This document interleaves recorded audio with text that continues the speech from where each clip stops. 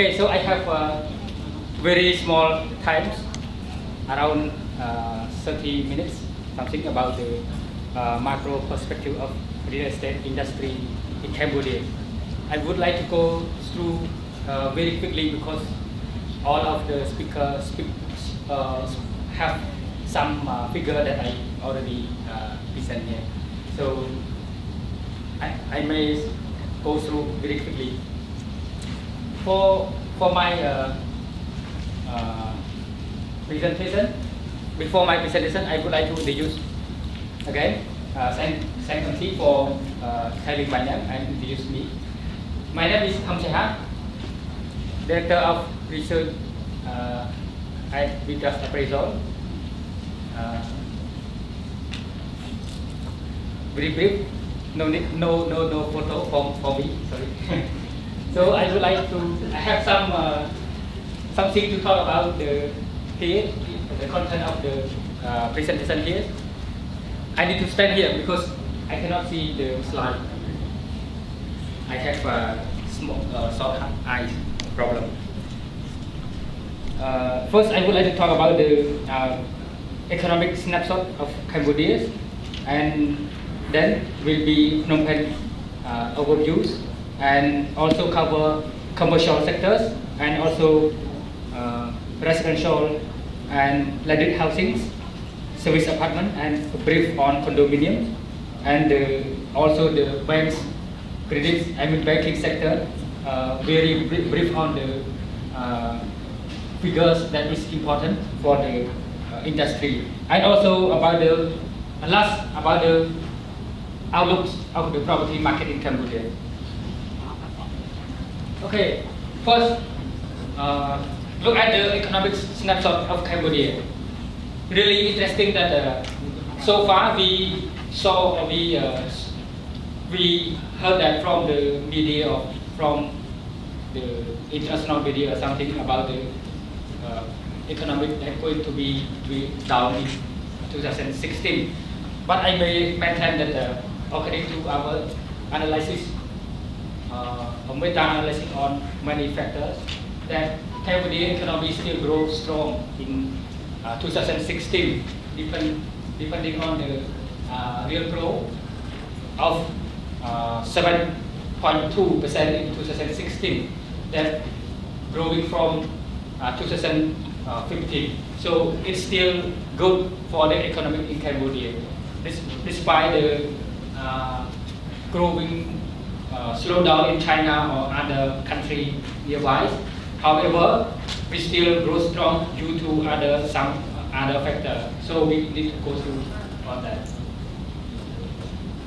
In 2014, that we see our gross domestic product of the volume up to 16 billion last few years, but in 2015 it come up to 18 billion of volume of GDP, and up to the real growth is still a bit the same in 2014 and 2015, but in 2016 it grow more than it grow up to 7.2% of growth compared to last year. So this is a good indicator that Cambodia will experience a good growth again and not going down like some media say. Okay, for the GDP per capita also growing stronger and compared to the last few years. So I need to go through a bit quick for this. Now we would like to talk about the economic the Phnom Penh. Now recently the administration of Phnom Penh are divided into 12 districts very recently. So next will be other district that will be divided by the ministry.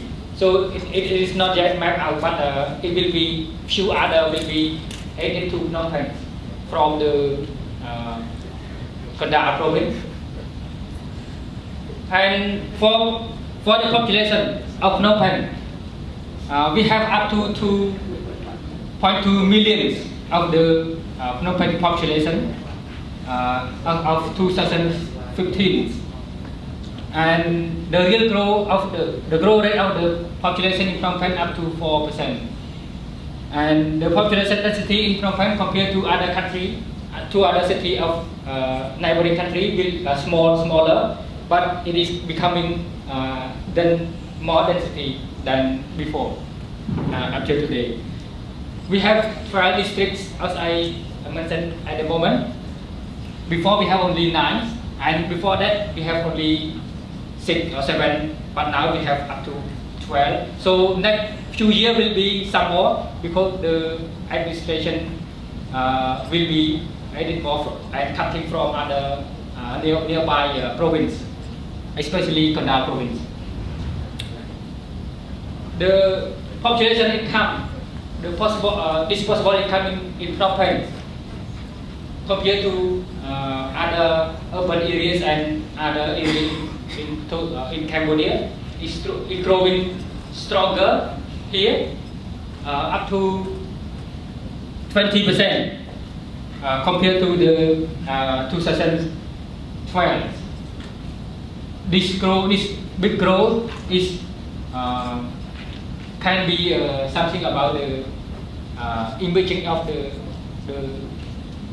economic crisis in 2000. It just recover from the impact of the global financial crisis in 2016. Also, sorry, 2008. And we don't have news data for the 2015 for the disposable income, but I believe it grows, really grows. But we don't have the data, sorry for that. Rising of middle class, according to our surveys, in 2014, it up to 6% of the population, white collar population in Phnom Penh, earn up to 1,000 to 2,000 per month. So this the comprehensive survey on the population, white collar population who earn between this range. So you can study more at homes. We have only a few minutes to highlight. And this year and next, we will have another survey to follow up the trends. For the construction sector, it's very good recently compared to the last 5 years. That the volume of approved construction sector, we have only 1.2 billion in US dollar, and now 2015, the volume of construction grew up to 3.3 billion. So this year, 2016, we are collecting the data, so not yet available. And interestingly, in 2015, there are a lot of high-rise buildings that are approved by the ministry. It up to 55 high-rise buildings that were approved by the ministry. With I don't know the volume, sorry, but we know the unit that they bring to the kingdom, up to 13,000 units of the so-called buildings to the country. That half of the country, half of the project belong to the province. And in that, we also have the data about the condominiums. The majority of the high-rise buildings that are approved by the ministry are condominium.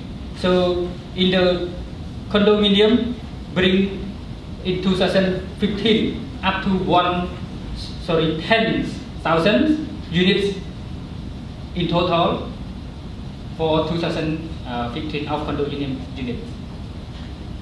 This are the highlighted by Mr. Jackson. this morning, but I do not talk more. So we would like to jump up to the commercial real estate sector. Recently, we have space of commercial sector should be it up to 275 square meter recently. That will be in 2015, and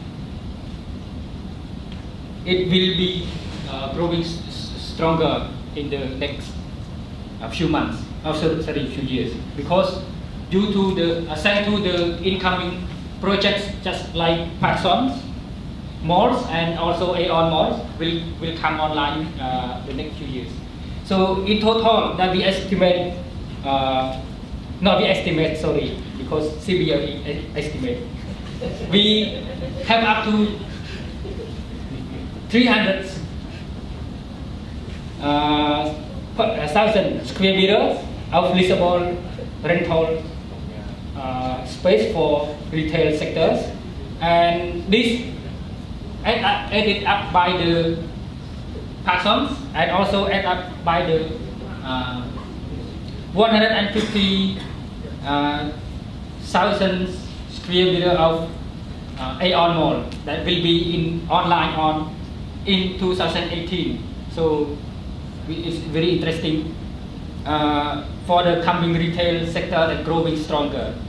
Why it is growing stronger? I will explain a bit, because we have the data for the previous slides about this growing disposable income that lead to the growing retail sector.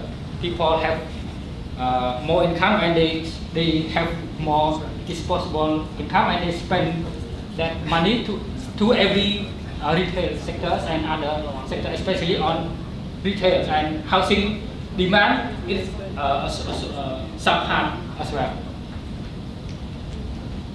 Next, for office space market, it's very interesting, and our presenter already talked, so I need to go through. By 2018, it will be very interesting for the office space market, because the incoming of other buildings like by Hong Kong Land or Times Exchange Square or something will add to the current supply, almost up to 3,000 square meter of office space available for the market. For the residential market, we are growing in Phnom Penh. I talked about Phnom Penh, growing very strong recently, because we see the population growing at 4%, and based on the incoming people, family from the province into the capital every year, up to 10,000 families coming to Phnom Penh every year. And also that we estimate the housing market will be about 10,000 of units every year that's demanded by the local population. However, one thing that is the challenge is that the growing of the disposable income and the income of the middle class is not fast enough to absorb all the housing supply in Phnom Penh. It needs time. And one more thing is that the shifting trend of the family. Before, people like to live in the extended family, have more people, have a big family. But recently, young married people tend to go in head to get one or two person in the unit. So this is the trend to nuclear family. I mean, nuclear family is not a nuclear bomb. It is a nuclear family. It means two people live in, small people live in the house. So the trend is now starting to see a new trend based on the globalization and the learning from other country that people going nuclear. Sorry, not nuclear, atomic. Okay, and every year the indicator that is not static here. Every year in Phnom Penh, they are about 10,000. 8,000 to 10,000 married couple every year. So this is very interesting new in Phnom Penh. This season still, when you go out, you see the weddings. So if you count in Phnom Penh, it's up to 8,000 to 10,000 per year for the newly married registration at the ministry. So it is interesting. If 10% of them can afford house immediately after they marry, it's a good market for resident market, for housing market in Cambodia. Very interesting. I hope interesting. And for the apartment market, Tida already talked about that, and I think thank you a lot. I will go through. For real estate prices, it is very interesting that through our analysis and according to the data from the World Bank and other sources, real estate prices grew 20% year on year. Sorry, not year on year, every year. And land prices in Chongkamon, for example, grew by 10% per year in 2015, and land price in the outskirts or the less commercial district is 20% in 2015, according to VTrust study. So this indicates that in 2015, there is a good growth for the real estate prices. And for the banking sector, it's very good also. This indicates the strong demand on credit, and also pushed by the real estate sector. In 2013, we see that the volume of bank deposit from private sector up to 6.8 billion, and with 14.2% year-on-year growth compared to 2014, that is 8.8 billion with 30% year-on-year growth. So it's the growing from the banking sector, that bank deposit from the private sector is growing stronger and stronger, because the emergence of the bank confidence. For the loan to deposit ratio, it's still good now. See this is still good because it is not yet with the what we call the alarming rate. It's not yet, because the rate is up to 85% or 90%, below 90%. So it's still good, not at the alarming rate. If in 2008 that it is alarming rate that the loan to deposit ratio grow up to 100%, so the bank will have no money to. They have, but the deposit only 100, they give out 100, so this is not too much strong. Too much strong. So this year, recently, the market is good. It's not alarming. Okay, see our credit by sector in 2014. We see that 2014 is a year of financial growth and a year of also the real estate growth. In compared to other sector, real estate and construction sector absorb the credit from the bank up to 19%, and just below, not just below, but much higher below, or not much below, wholesale and retail. Sorry, retail and wholesale still the leaders in bank loans absorption rates, and volume of credit that absorbed by construction and real estate sector in US billion in 2015 2015, we see that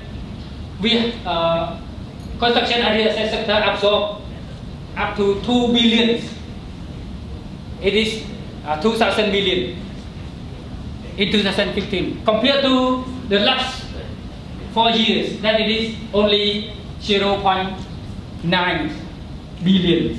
So it is up to it can be said that 960 million. So growing very strong. You see the trends very strong and very fast.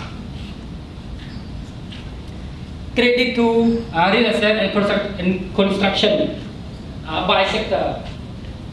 To the mortgage sector is to the housing mortgage. I mean, is 600 in million. It's 699 million in to the housing and mortgage. To real estate services, real estate company, other services, up to 433. But why is big? Oh, sorry, it is should be small. But I put the figure in a big bubble. Sorry. And for the construction, it absorbed the loan from the bank bigger than any other of the real estate industry. So it's up to 889 million recently. So construction is the big leader in the credit absorption. And here is the very detail about the each sector, but I do not have time to illustrate all the things here. I would like to go through. For the outlooks, for this year, as I promised, I will talk about the outlook for 2016. The residential market is good and primarily driven by the new married couple every year. That I put the figure of 10,000 family moving from other country, from other area to Phnom Penh, and the 8,000 to 10 new married couple that get married every year. That some percent of them can afford to buy houses immediately after they get married. Because I have some friends who just married today and they get a house. But not all. Only few among the 100. But next few years will be more and more. I think more and more. So also it's driven by the disposable income among the middle class in Cambodia, because it's growing. What about my time? It's okay. I think it's okay. Okay, so for these three factors, that can be a good outlook for the residential market in Phnom Penh. Even though today there are a lot of housings, up to 122 housing projects, I mean landed housing projects in Phnom Penh that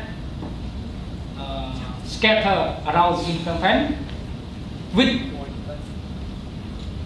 tens of thousands of units being supplied to the market compared to condos. All majority of them are bought out, only few are left. But the time to take the people in a bit slow. So, however, the growing need is strong, and the factor is that the growing of the income is not fast enough to absorb. So this is the matter. However, we can say that the market is going stronger. For the commercial outlooks, as I said at the moment, in Phnom Penh, 6% of the white collar population earn more than 1% up to 1,000 up to 5,000 US dollar per month. So the growing real estate and growing retail, especially commercial sector, is especially driven by the disposable income of the middle class. And today, as I said at the moment, at the last few slides, it's very interesting. For the external impact that will be something a challenge for Cambodia in 2016, I think that it is not much. It is very small, minimal. For the slowdown of China economy, that people often say that it will be lead to the slowdown in Cambodia. It is not. It's not much, because we have other factors to analyze. First, the slowdown in China can lead to the slowdown in tourism sector, and also slowdown in condominium market. For the real thing that we can see, look at here, it is not. For the growth of tourism sector in Cambodia, in Jan 2015, you see total of tourist arrival in Cambodia in January 2015, it is 460,000 in number. And 2016 by January it's more. I mean it grow by 6,000. Oh sorry, 60,000. So it is not slow down. It is we see growth. And for China, for tourists from China, we still see strong. In last year January we see 53,000 of tourists from China. Early this year, by January, we see a growth. It is not a slowdown. So the theory is that it is not a slowdown here. Today, we see it still grow. However, some other sector like condominium, we still have some other months to predict. Today we cannot predict yet because it is just only one month. For the average from 2007 to 2015, the sell to stock ratio of condominium market, it is 56%, and compared to 2015, the whole year, the market absorbed the condo is 25%, and 2016 by January, it's 70% of the total unit launch taken by the buyer. And for the market absorption rate, we still see, however, we still see this recently slowdown. The slowdown is because of the excessive supply that the demand is not fast enough to absorb. But here, I think that, it is the analysis, sorry. We have a few other months to predict, so 1 month we cannot predict the whole. Okay, so we will see in 2016 we have some other months to predict the market absorption. However, here it is an early sign, and in total, I think that in total, real estate sector in Cambodia for 2016 is will be grow still grows strong despite some slowdown in some sectors, especially like condominium and apartment market, because of the excessive supply that the market isn't big enough to absorb at one time, because 2015 is the big year of market launch.